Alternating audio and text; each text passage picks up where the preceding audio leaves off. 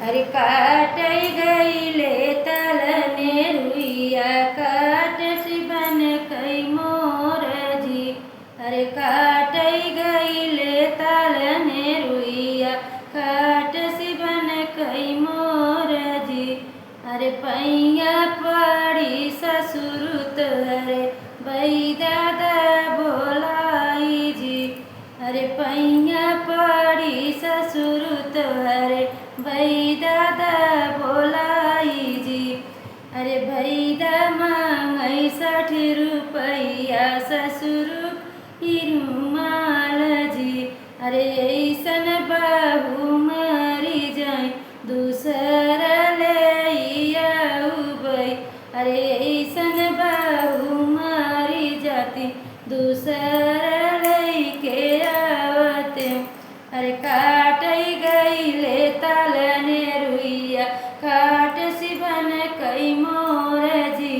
अरे काट सिबन कई मोर जी।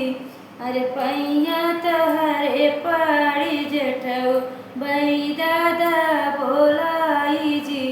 अरे बैदा मांगई 60 रुपया जेठ कई घड़ी लवा जी। अरे ऐसन छोटी मारी जाती दूसर ले आवते। अरे ऐसन छोटी मारी जाती दूसर ले आवते। अरे काटई गईले तलने रुइया काट सिबन कई मोर जी। अरे पैया तहरे पड़ी देवरू बई दादा बोलाई जी।